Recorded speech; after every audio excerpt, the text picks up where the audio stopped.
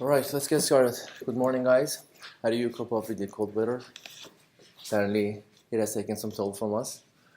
All right, so if you recall, last session we talked about linear regression and least squares in order to solve the linear regression problem. So now we're going to talk about our third linear model for this course.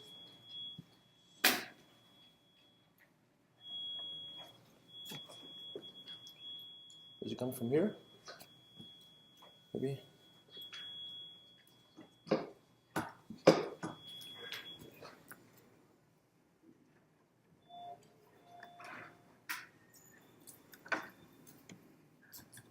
All right.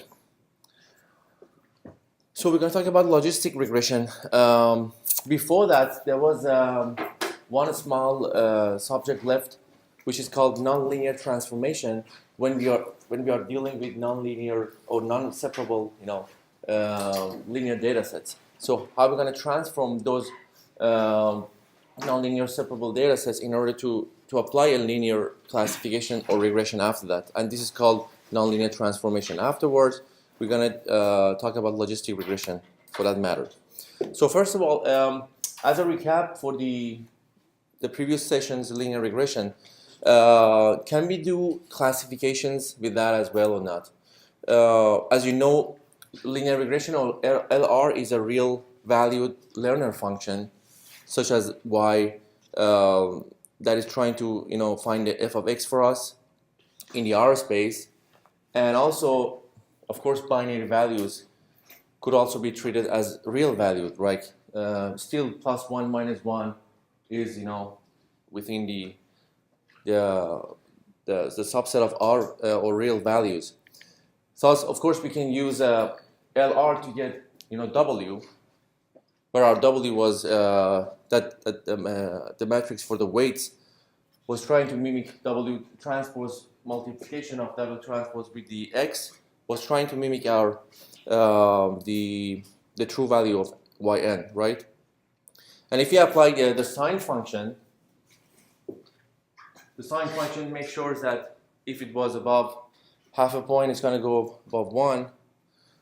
I mean, for the case of +1 or -1, if it was above 0, it's going to go to 1, and it was minus, it's going to go to -1. Definitely it has some upside. First of all, linear regression doesn't do iterative method to solve or to find a solution, right? As you remember, least squares, we could do it in an analytical way or geometrical way. And thus, this way, we can find a solution at one shot, right? It's not just like our previous method that I discussed with the binary, the perceptron method or the pocket algorithm, that you had to do iterations after iterations to find good solution. So those approaches are called iterative, methods.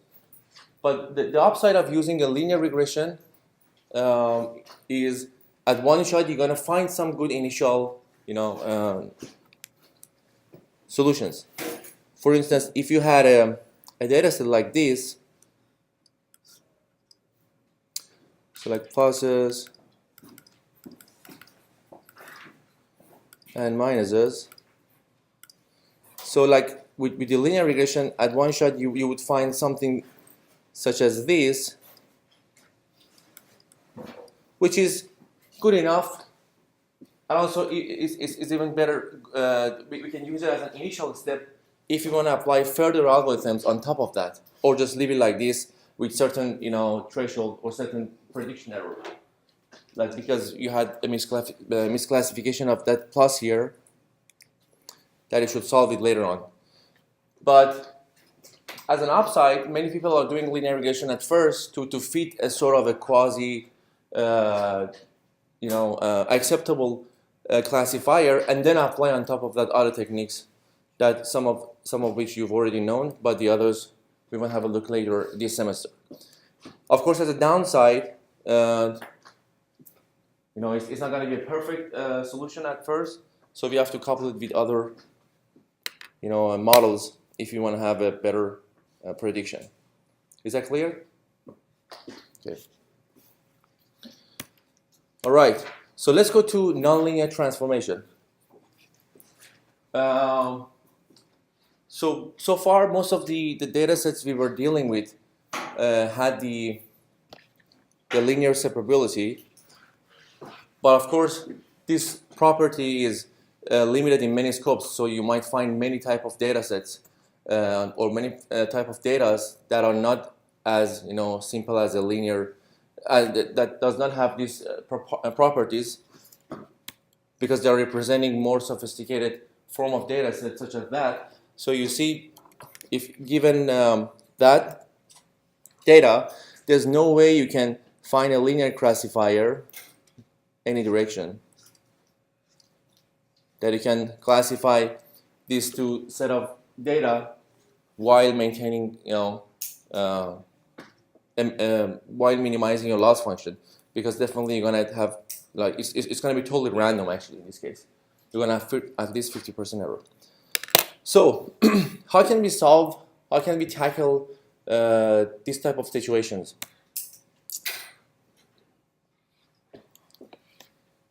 When we have many features that are affecting the output in a nonlinear way. So one way is to apply a nonlinear transformation, because as you know, if you are able to transform your data set in a way that your LR or your perceptron algorithm or other things can apply after that, it would be perfect, because you didn't have to change that algorithm as a black box, right? You would just transform your data in a way that afterward, in the next step, you would be able to still apply those old techniques, such as the classification case or the regression case for the LR. So how are we going to achieve this? We have to implement some nonlinear functions that apply the transformation for us given our data.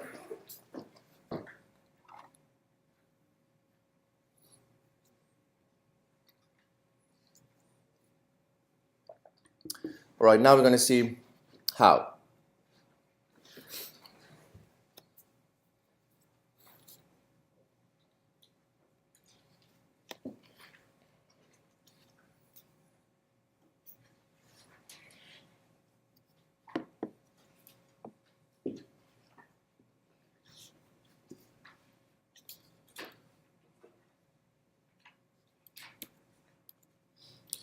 All right, this is an example for that data that I showed you.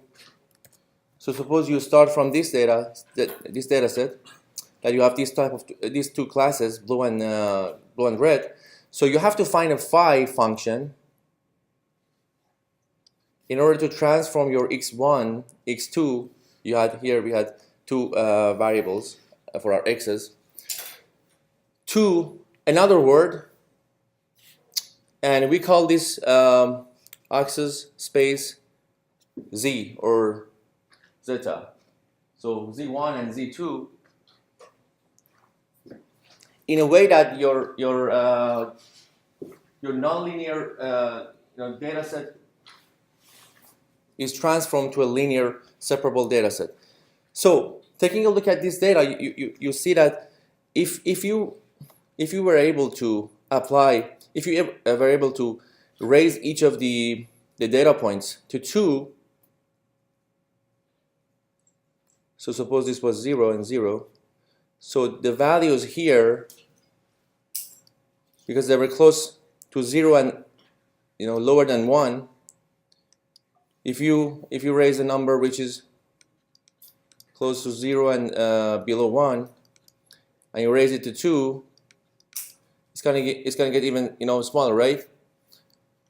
So all those blue dots would aggregate somewhere here, and all those corners aggregate here.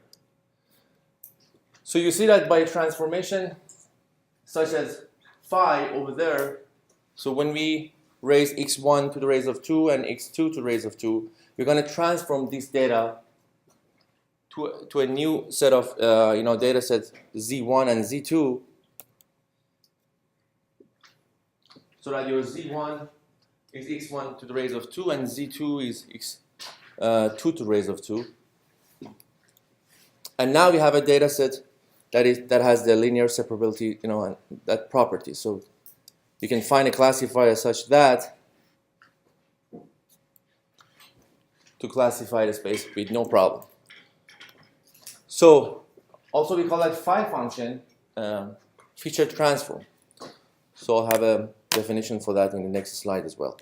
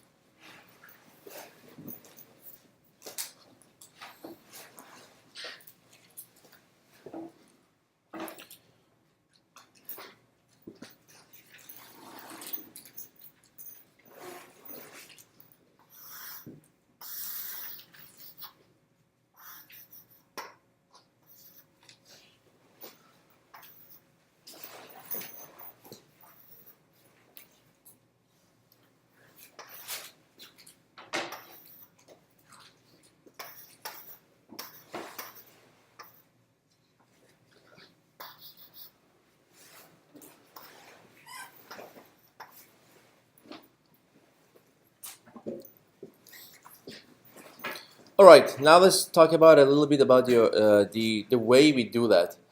In your tutorial session, you're gonna have some examples, some numerical examples. So you're gonna learn exactly how in numerical way, how we're gonna be able to do that. But as in a nutshell, so this is called quadratic regression.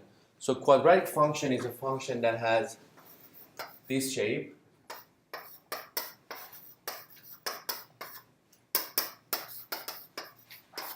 Whereas a linear function, like I would call it like F2, I would call this F1, has this shape in general, right? So you have nonlinearity here, and this definitely must not be 0, because if it was 0, you would just come back to the linear case again. So this is called a quadratic function.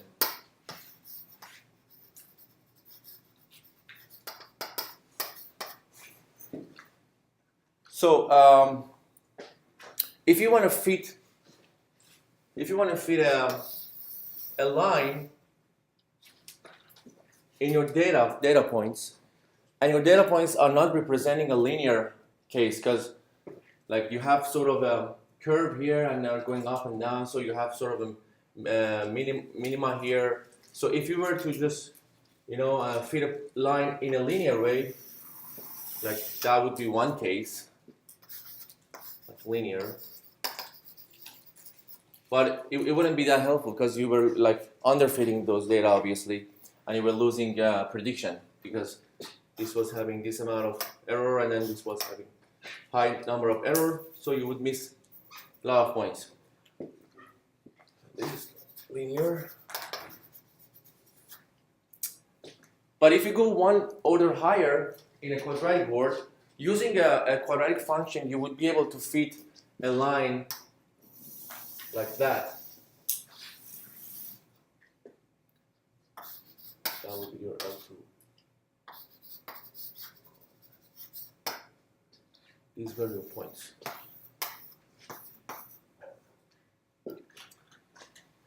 So given this formula, there's a simple matrix, a constructive matrix, that you can find those A, B, and C, those coefficients from your given data points in your model, and fit a quadratic function to that data, and then after that apply least square that you already know to estimate your loss function and your prediction error. And this is the way we normally do in nonlinear transformation. Okay. So as I mentioned, a quadratic regression is a process to finding the equation of the parabola that best fits a set of data, such as that I showed you. So you're going to have this as a general form of quadratic function. So ax2 plus bx plus c, where our a is not equal to 0. And then when we fit that model, we have to use an analytic form such as least square to minimize the error. So that's the general form of a quadratic to best find the A, B, and C given your data points.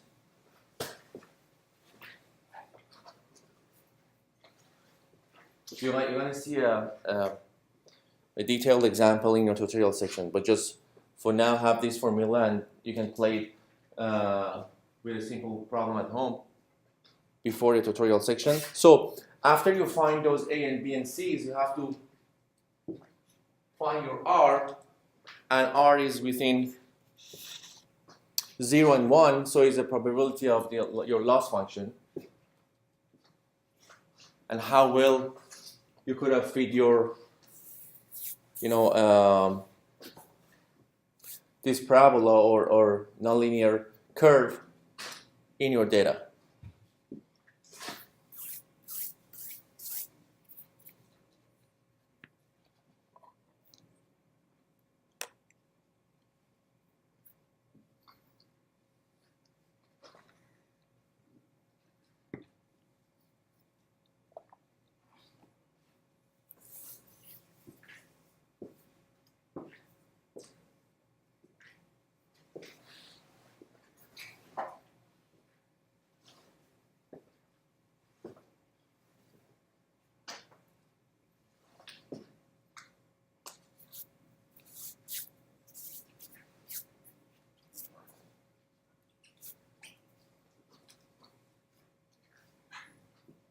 So in this case, since we don't have these two would be 0, and we have to start filling up from here, right?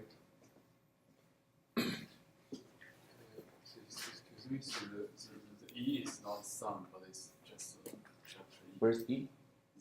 Oh yeah, no, those are actually summation. Yeah, that's right. Yeah, so all of these are, yeah, these are the sum.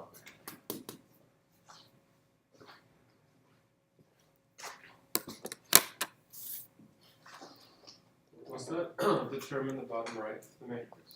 So after we found the A, B, and C, you can find the R here, and the R squared is actually that was your least square method.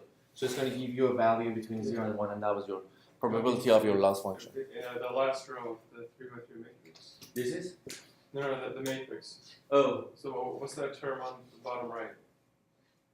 This one? No, the 3 by 3 matrix? This one. Yeah. This N? So this is the constant. This is the constant value. Yeah.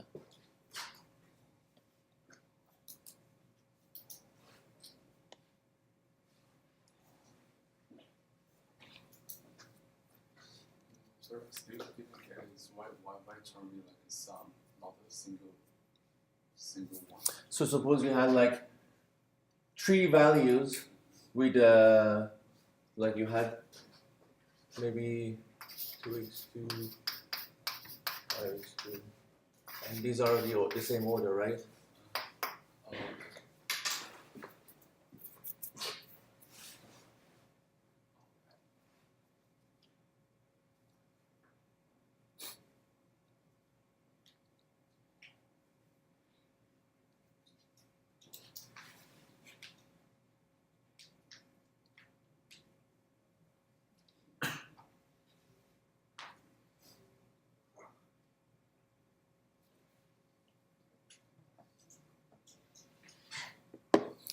So of course, as this R is representing your error, so the closer you are to 0, the better you fit your model through that points that were given, right?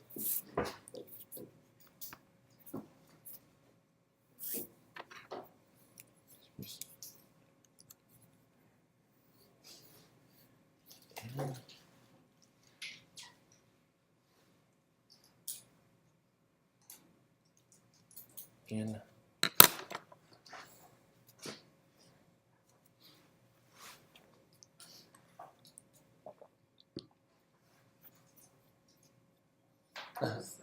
What does that say? R squared is. yeah, so the value of R squared would be within 0 to 1, so are the real values. And you want to make sure you're closer to 0 because you want less error, right? Fewer errors. All right.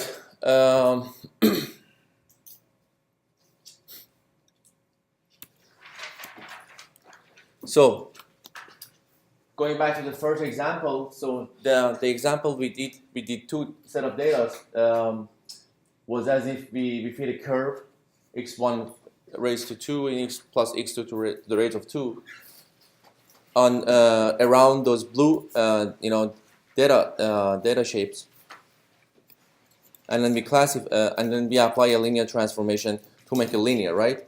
So our new hypothesis, the h of z would be the sine of z1 plus z2 minus 1, and this came from that phi of x, the transform function that applies 1 and x1 plus raised to 2 and x2 raised to 2. So from there, from here, you can find that these two is equal to 1, and then you can find a sum sine of that as your hypothesis. So the g, which was the candidate that you chose from your hypothesis, was the sine x1 to the raise of 2 plus x to the raise of 2 minus 1 as your transform function, right? And we mentioned that we let z as phi of x be a nonlinear transformation actually.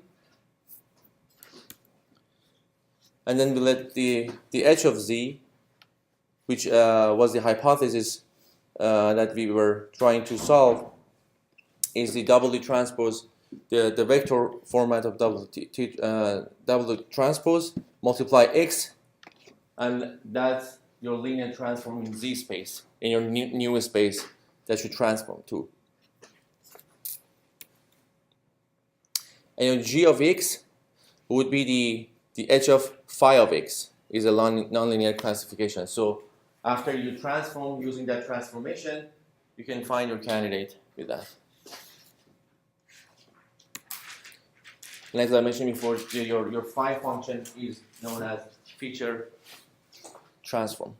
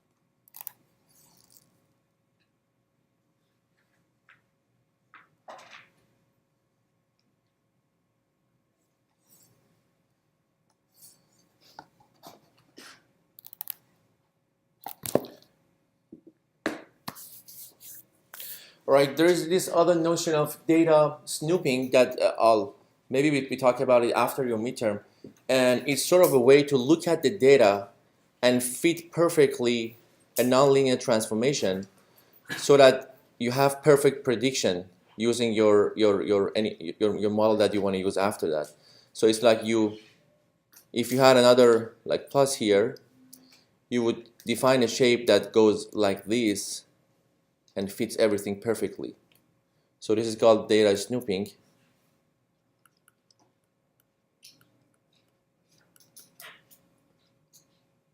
And so a simple definition for that is like looking at your data first and then apply the model you want. So you would be able to play, like, instead of applying maybe x1 to the raise of 2 plus x2 to the raise of 2, you would like add minus 0.6. So like to just match completely what you have for your own data. So we're going to talk about it maybe later. All right.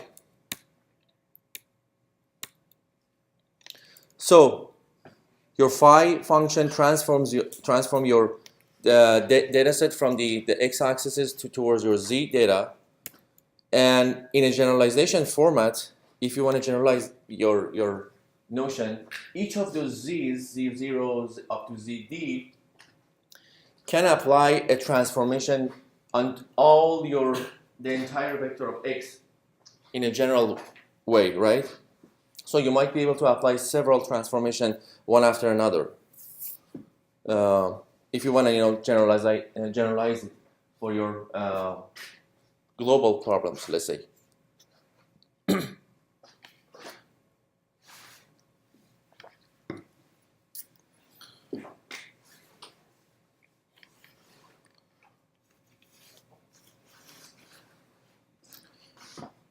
Okay, so after this, let's talk about our third linear model. So it's going to be very, a polluted slide. I would say like tons of information are there. So I'm going to just stop there for a couple of minutes so that you get a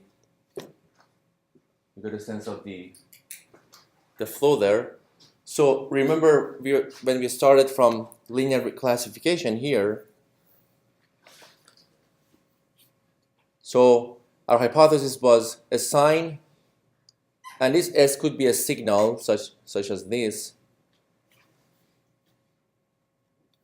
And our S was defined as the summation of i's from 0 up to d, wi, xi. So if you go with the first method that we described in this class, so that would be your hypothesis x as a sign of x.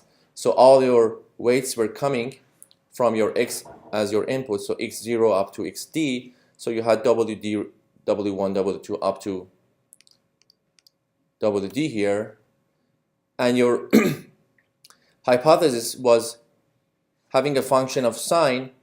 So those were having in this level would become 1 plus 1. Those in this would become minus 1, right? And your loss function was calculating using this indicator function, so that 1 or I can show it like this. So that was your first method that we discussed. So there was a second method called linear regression that we discussed last session, and your hypothesis was actually the signal itself. It was the linear signal itself. So your inputs were coming x0, x1, x2 up to xd, and your w's associated with that, and you would just have the hypothesis equal to s, and that was w transpose and multiply x, and you would have your loss function such as that, and you would use linear square methods to find your loss function, right? So our third model that we want to discuss is called logistic regression. And if you take a look at the way the signal is getting output, so you have sort of a more mellow, flattened S sort of shape. Think about it as an S, so it's sort of a flattened S that does not sharply or drastically, classify them into two classes, or just flatten them out completely as a linear line, such as linear regression, but somewhere in the middle. So this would be 1 on top, and bottom would be 0. So you see that the interesting property of logistic regression is it outputs sort of a real value from 0 to 1. And this corresponds to your probability, right? And this is very helpful in many domains that you don't want to be that concrete and accurate that, for instance, a guy is going to get approved or rejected. But you would want to say that a guy with 75%, chances are that this guy, because of this credit score, is going to get approved. Or you just leave the approval to the bank and you just let them know about the number. Like the score of this guy is like 85%, right? You choose with what method, with what threshold, how you're going to handle with that. So it's very helpful in those situations. Or also another good example would be for patients, like given set of characteristics of data, will the patient get a stroke or not, right? So you cannot be completely sure that 100% these type of patients with like having these preconditions or like smoking for like 20 years or having family history will definitely get, but you would say like 80% there is a chance that this will happen, right? And in this type of situation, logistic regression will help us. That S is defined as a theta of S as an exponential of S divided by 1 plus E of S. And we're going to discuss about it in this session mostly.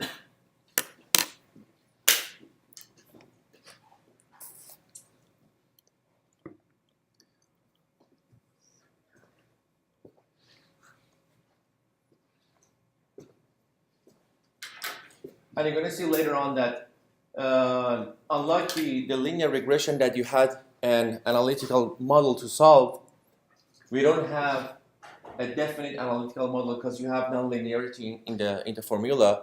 So you have to find some iterative methods to solve it. And one of the best well-known iterative methods to solve a logistic regression is called gradient descent. And that's going to actually build up our theory towards going for neural networks from next week. Yeah. I just had a question on the previous slide. Yeah. So because people was here go. How is detail related to? So it's just transform your depending on the dimension of your x's, you could have actually number of z's that transform each of them to a new space of z, right? And that's why we call it tilde, because they're not corresponding exactly the same, but they might have the same upper bound as the sides. Okay.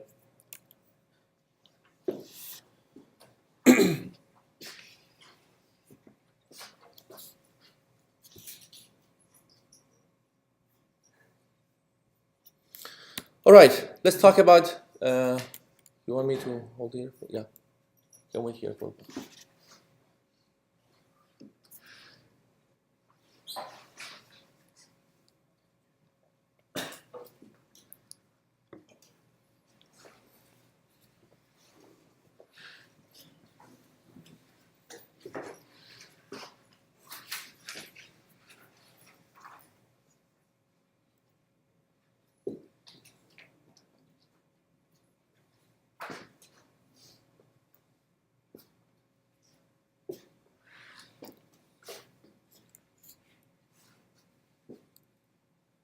All right, now let's talk about that theta of S, which is called sigmoid function. I mean, mathematically, we could have presented this signal with other functions that mimics the same behavior, but for the simplicity and other properties that you're going to see later on, we tend to use this sigmoid function a lot because it gives you nice properties when you apply the derivations and other techniques on top of that. So when we talk about the logistic regression, we always mention we always involve with the sigmoid function, and it's defined as e to the raised of s divided by 1 plus e of s. So it basically defines a hypothesis for you that when you have data towards 0, so when your s is towards 0, which is representing the negative points. So it's going to go towards 0. In the middle, it's going to be half completely.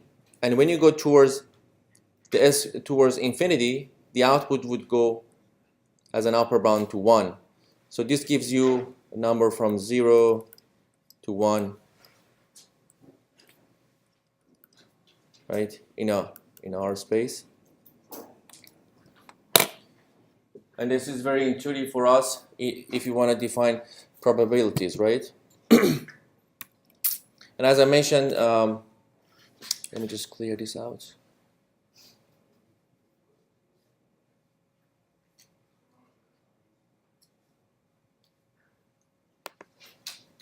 So it's called sigmoid or a flattened S or a soft threshold. We are applying threshold, but it's very soft. We don't drastically classify it as 0 or 1 or just represent it the same as it was. So it's a soft threshold. And yeah, as I mentioned, the output of this could be interpreted as a probability.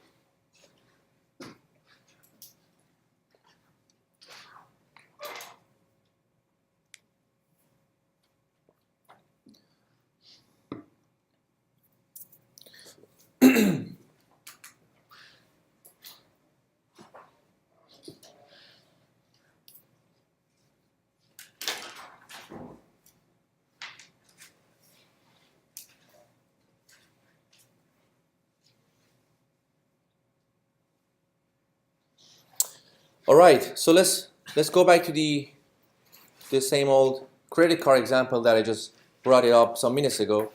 So when we apply logistic regression, we can find on the actually I named it incorrectly. Let me just revise this. Patience.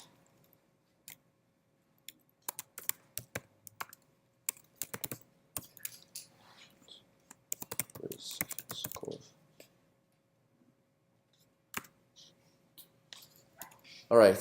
So using this, we can actually find a risk score involved. In that case, with heart attack, given X as input, we input the model, like the cholesterol level, the age of the patient, the weight, maybe family history or whatnot, and other things. And the output of the theta of S is going to be the probability of a heart attack given that patient having such characteristics, right?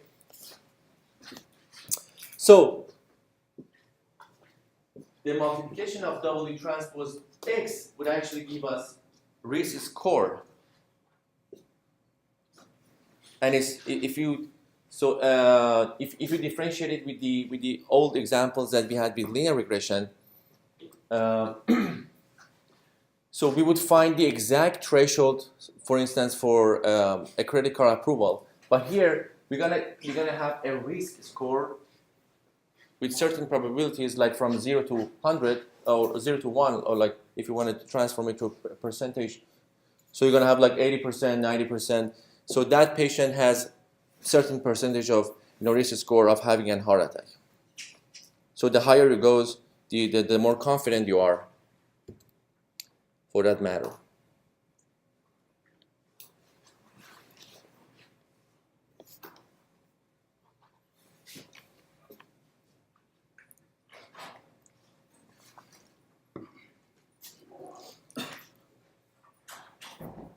All right, let's see how we're gonna define it. So P, or sometimes you see PR, is the probability of X given probability of Y given X. So we have two cases for Y. When it was plus 1, we're gonna have f of X. If it was minus 1, we're gonna have 1 minus f of X, right? Because of the shape we had here, like that. That would be 1.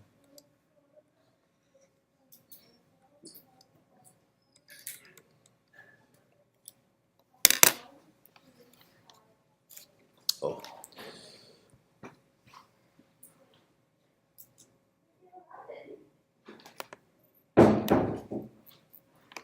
All right. So in that case, if you add the plus one, you would have theta of s, and you add the W transpose x for your s, and also on the denominator, and you're going to have that. And in the case of minus 1, you would have the same with the minus 1, so minus 1, and you apply the minus 1 towards your equation.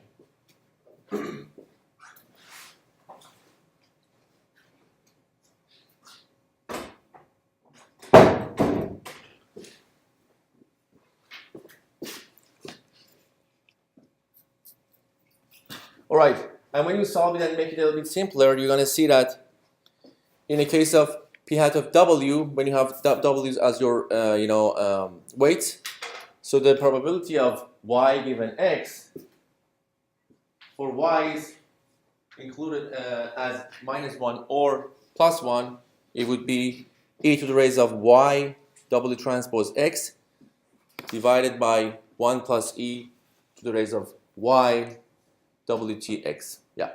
Sorry, what do you mean by y in this case? Is that the output? So y is a true value, y hat is the estimated value normally.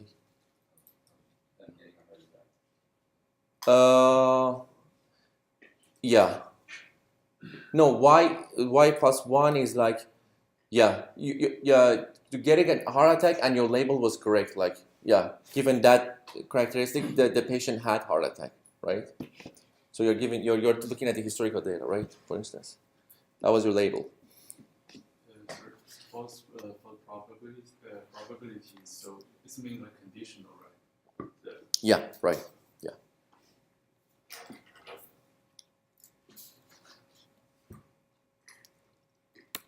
So your target function, would be in a d-dimensional space of R, and it would give you all the real values from 0 to 1.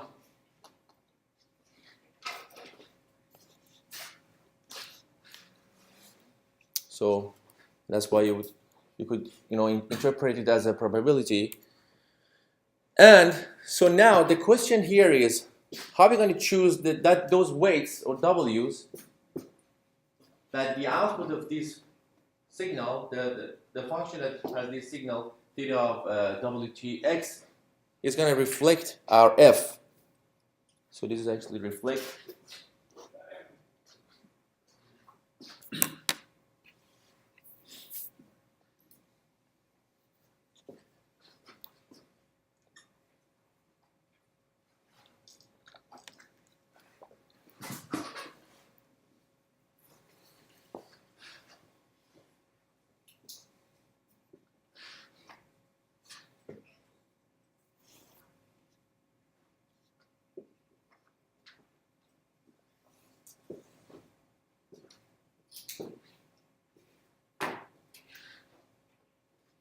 Why is it in the y equals minus 1 case we get minus in our exponent? Here. Yeah. Why do we get minus? Because you apply the minus here. So y was minus 1 actually. So this would be y here, you see?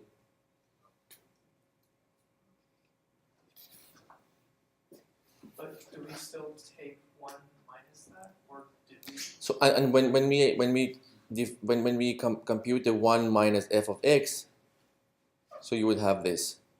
That minus of minus become, because of the, you got the point? But shouldn't like the two f of x be the same thing? That's why. For both cases? Yeah. So. But so when your y is 1, so you're on top of that signal, right? Yeah. So the other probability is like not having 1. So it would be 1 minus that probability, right? It's like tossing a coin, like head, or it's going to be tail. So it's going to be 1 minus head, right? Let me just, so after this, I'm just going to talk about a little bit about the loss function, and then we stop, because minimizing that will require another session. Or let's see how we're going to apply the loss function here. So the loss function comes at the e of n, e to the raise of w, and e was the Napier's number, So this would be your final value, and we're gonna see how we're gonna drive to that. So actually, this is nothing, useless. So just the minus log of p hat of w, the probability of yn given xn, and if you apply that towards your log, you're going to have 1 plus e minus y wtx. So we're going to have a log loss function for two cases, when y was plus 1 or y was minus 1. And so these two cases are actually representing the extreme cases which were good to us actually. So this shows that your true value was 1, and you have the summation, you have the multiplication of w transpose multiply x way bigger than 0. So it's as if you define your risk score correctly, and your output was like 1 as well. So you define that using your w's, and given the input, you found that like 99%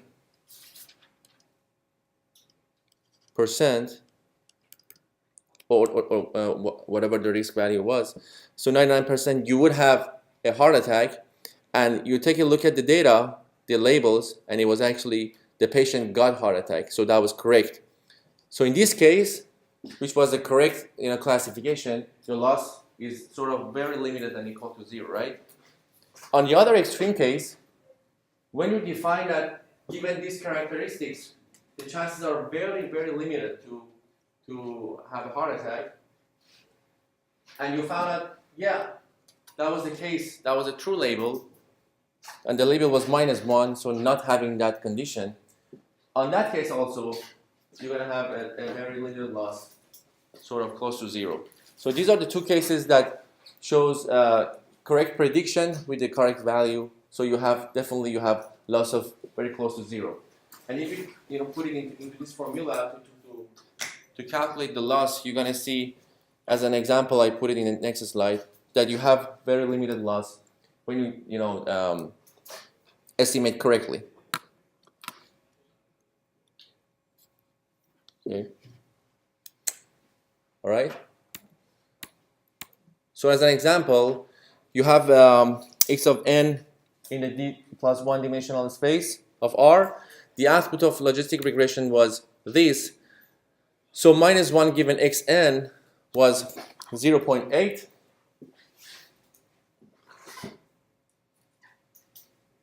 And another one, the output of w for 1 was 0.2. So these two situations for -1 and 1. So now if you calculate it for the first case, for the case that your true value was +1,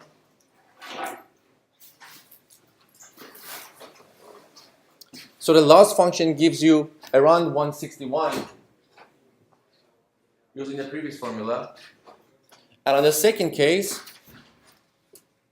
if it turned out the value, the true value of n was -1, so the loss function gives you 0.22. And you see that you have lower loss function in the case of -1, just because you had higher probability on your p hat of w there. Because this showed that with higher probability, you could define that this might happen, and the case was -1, right? So loss is smaller in this case because the output was showing higher probability. I'll stop here, and then we talk about how we're going to minimize the logistic regression after that in the next session.